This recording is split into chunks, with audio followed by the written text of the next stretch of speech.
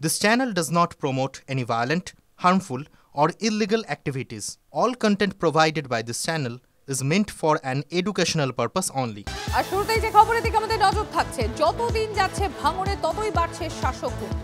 আরও তীব্র হচ্ছে শওকত কাইজারের দ্বন্দ্ব।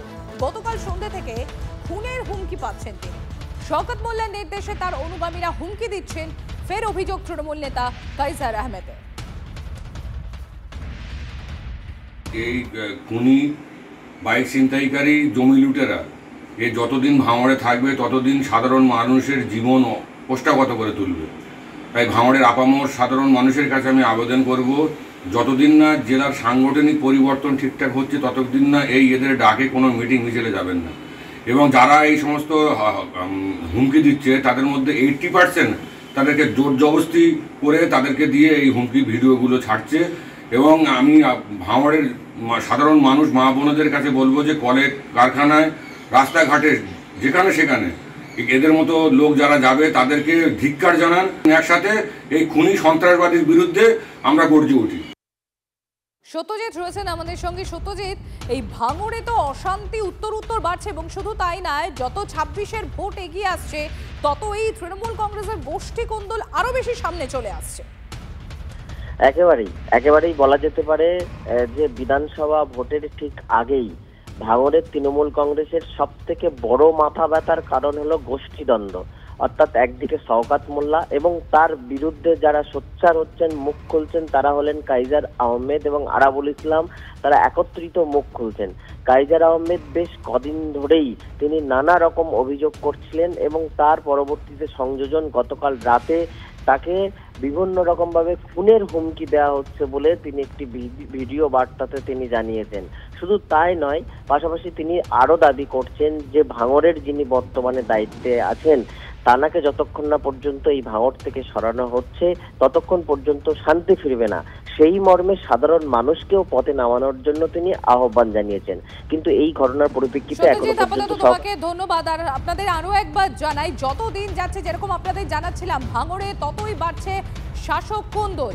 আর এদিকে ভাঙড়ে এখন শত্রু বন্ধু হয়ে গেছে। আরাবুল এবং কাইজার আহমেদ দুজনে এখন বন্ধু হয়ে গিয়েছেন। আর অপরদিকে শওকত মোল্লা ভার্সেস এই কাইজার আহমেদ চলছে। আরো তীব্র হচ্ছে এই শওকত কাইজারের দ্বন্দ্ব। গতকাল সন্ধ্যে থেকে খুনের হুমকি পাচ্ছেন তিনি। শওকত মোল্লার নির্দেশে তার অনুগামীরা হুমকি দিচ্ছেন, ফের অভিযোগ তৃণমূল নেতা কাইজার আহমেদের। এই খুনি বাইক ছিনতাইকারী জমি লুটেরা যতদিন ভাঙড়ে থাকবে ততদিন সাধারণ মানুষের জীবন কোষ্ঠাগত করে তুলবে। তাই ভাঙড়ের আপামর সাধারণ মানুষের কাছে আমি আবেদন করব, যতদিন না জেলার সাংগঠনিক পরিবর্তন ঠিকঠাক হচ্ছে ততদিন না এদের ডাকে কোনো মিটিং মিছিলে যাবেন না।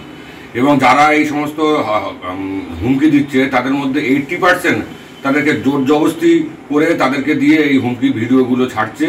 এবং আমি ভাঙড়ের সাধারণ মানুষ মা বোনদের কাছে বলবো যে কলে কারখানায় রাস্তাঘাটে যেখানে সেখানে এদের মতো লোক যারা যাবে তাদেরকে ধিক্কার জানান। একসাথে এই খুনি সন্ত্রাসবাদীর বিরুদ্ধে আমরা গর্জে উঠি। পুলিশকে হুঁশিয়ারি খোদ তৃণমূল বিধায়কেরই। খুটিয়ারি শরীফ ফাঁড়ির ওসিকে চ্যালেঞ্জ ক্যানিং পশ্চিমের বিধায়ক পরেশ রাম দাসের। পুলিশের উর্দি পরে জমির দালালি করছেন ওসি, নিজের নামে খাস জমি লিখে নিচ্ছেন ওসি। ক্যানিং এর দলিল করতে গেলে ঘেরাও করবো, কে ঠেকায় দেখবো। দলীয় সভা থেকে পুলিশকে হুমকি ক্যানিং পশ্চিমের তৃণমূল বিধায়ক পরেশ রাম দাসের।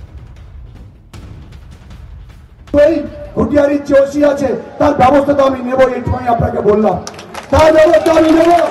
নিজেকে জমি দালালি করে এখানে যত জায়গায় খাস জমি আছে দেখবেন, খুটিয়ারি, বিহারি, গৌদ বিভিন্ন জায়গায় জমি যেখানে বিক্রি হচ্ছে এই পুলিশের গায়ে উর্দি পরে সেখানে গিয়েছে জমিদার নিজের নামে লিখছে। রেজিস্ট্রি অফিসে ক্যানিং এ যাচ্ছে, ক্যানিং এ তোকে ঘেরাও করবো দলিল করতে গেলেই। আমি বললাম যে ওসি হোক আর যাই হোক, কে ঠেকাবে ওকে আমি সেদিন দেখবো। আমাদের ছেলেরা মার খাবে, নারায়ণপুরের মেম্বাররা মার খাবে, খুটিয়ারির ছেলেদের অত্যাচার হবে, আর ওসি চমকাবে, তাকে নিয়ে বাইরে বাইরে ঘুরবে, কোমরে দড়ি বেঁধে যেন সে যেন দেশদ্রোহী, তার বিরুদ্ধে মানুষকে চমকাচ্ছে। তোমার চমকানো বন্ধ করবো। মমতা বন্দ্যোপাধ্যায়, অভিষেক বন্দ্যোপাধ্যায়ের কাছে যেতে হয়, যাব। আপনারা শুনলেন ক্যানিং পশ্চিমে তৃণমূল কংগ্রেসের বিধায়ক পরেশ রাম দাস। তার অভিযোগ সেখানকার ওসির বিরুদ্ধে কি বলছেন তিনি, যে পুলিশের উর্দি পরে জমির দালালি করছেন ওসি, যেখানে যত খাস জমি রয়েছে সেগুলো তিনি নিজের নামে করে দিচ্ছেন। ক্যানিংয়ে দলিল করতে গেলেই ঘেরাও করবো এমন হুঁশিয়ারি দেওয়া হচ্ছে। দলীয় সভা থেকে পুলিশকে হুমকি তৃণমূল কংগ্রেসের বিধায়কের। পরেশ রাম দাস তিনি হুমকি দিচ্ছেন।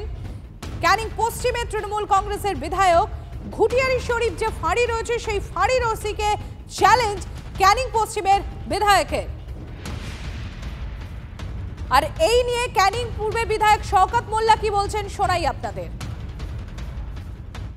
দেখুন, পুলিশ যথেষ্ট এখানে কাজ করছে।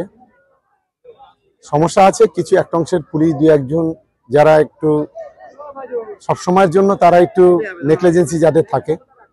আমাদের একটাই দাবি যে এখানে যারা হেরোইন পাতার ডিলার আছে অবিলম্বে তাদেরকে গ্রেফতার করা এবং তাদেরকে দৃষ্টান্তমূলক শাস্তির ব্যবস্থা করা। যুব সমাজ ধ্বংস হয়ে যাচ্ছে, এটাই হচ্ছে আমাদের মূলত দাবি। আমাদের পুলিশের বিরুদ্ধে কোনো ক্ষোভ নেই। একদিকে ক্যানিং পূর্বের বিধায়ক যখন বলছেন যে পুলিশের বিরুদ্ধে তাদের কোনো ক্ষোভ নেই, ক্যানিং পশ্চিমের বিধায়ক আবার গুরুতর অভিযোগ করছেন। ঘুটিয়ারি শরীফ ফাঁড়ি, সেই ফাঁড়ির ওসির বিরুদ্ধে অভিযোগ যে সমস্ত খাস জমি নিজের নামে করিয়ে নিচ্ছেন ওই ওসি। এমনকি সেই ওসিকে সরাসরি হুঁশিয়ারি, চ্যালেঞ্জ তৃণমূল কংগ্রেসের বিধায়ক পরেশ রাম দাসের।